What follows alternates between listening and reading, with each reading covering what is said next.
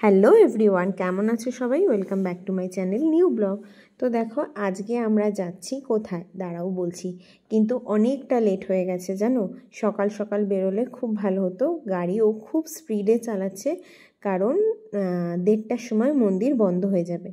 তো যাচ্ছি হচ্ছে, দেখো এটা দেখে তোমরা বুঝতেই পেরেছো আমরা গেছি তারকেশ্বরে। আর মাম্মামকে যেহেতু কালকে চুল কাটিয়েছি, তো ওর ওই চুলটা দিতেই আমরা যাচ্ছি। কোনো মানসিক পুজো নয়, জাস্ট এমনি একটা পুজো।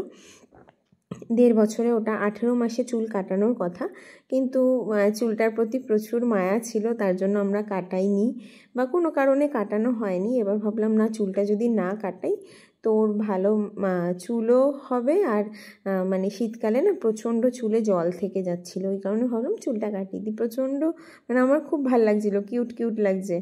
তো যাই হোক, আমরা অনেক লেট হয়ে গেছিলো, 1:30টার সময় মন্দির বন্ধ হয়, কিন্তু দেখলাম 2টোয় বন্ধ হয়ে গেল পুরো।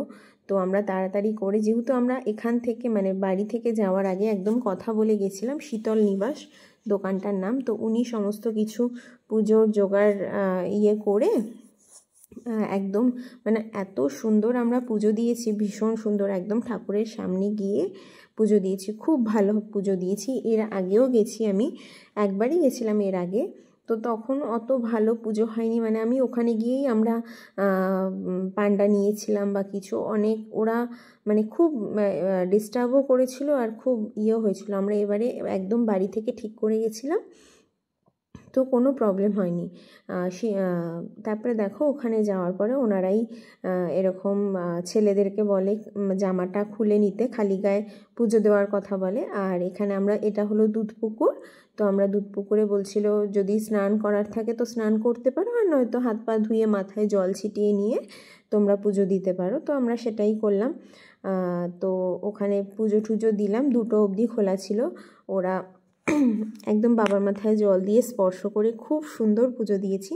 তো যাই হোক, পুজো দেওয়া কমপ্লিট। দেখো ভেতরে ফোন অ্যালাউ ছিল না, মানে একদম মন্দিরের ভেতরে তুমি ঠাকুরের ছবি তুমি নিতে পারবে না, এখান থেকে ভিডিও ফটো তুলতে পারবে, বাট মন্দিরের ভেতরে আমরা একদম ভিতরে ঢুকে পড়েছিলাম। এটা আমি যখন এর আগে এসেছিলাম, শ্রাবণ মাসে এসেছিলাম, তখন ওরা কি করে না, এখান থেকে পুরো চোং লাগিয়ে দেয়, তো তখন আর ভেতরে ঢোকা পসিবল না। তো তখন আমি এসেছিলাম, তো তখন দেখেছিলাম চোং লাগানো, মানে ওখানেই জল ঢালা। আর এবারে আমি একদম ভিতরে গিয়ে পুজো দিতে পেরেছি, মানে আমার মনটা পুরো শান্তি হয়েছে, খুব ভালোভাবে আমরা পুজো দিয়েছি।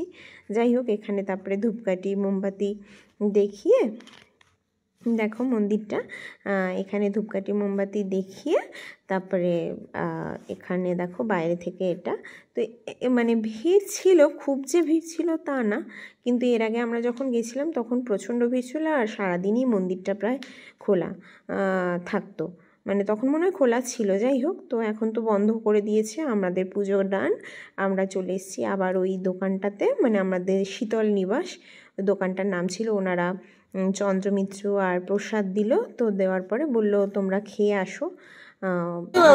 ডান্স হচ্ছে মাম্মা, এখানে মাম্মা একটা ডান্স মানে একটা প্যান্ট পার্টি আসছিল, তো ওটা দেখে নাচ করছিল, দেখো।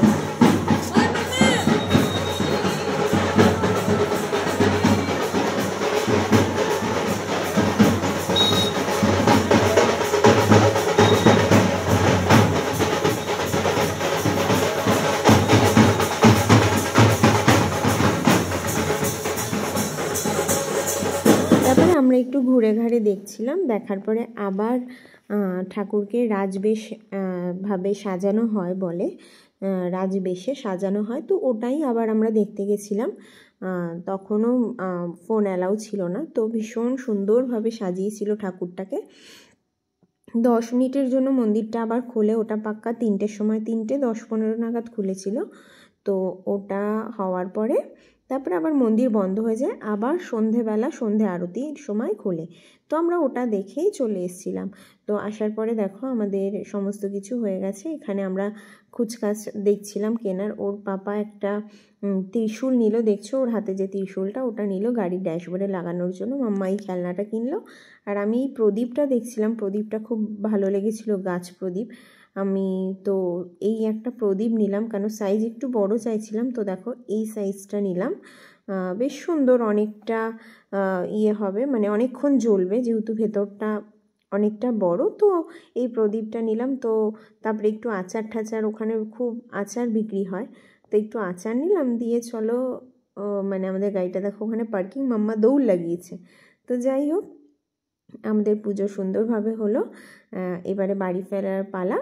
তো চলো বাই। ব্লগটা ভালো লাগলে লাইক কমেন্ট শেয়ার করো, আর পাশে থাকতে ভুলো না, সবাই সবাইকে সাপোর্ট করো। ঠিক আছে, চলো বাই, আজকের মতন টাটা।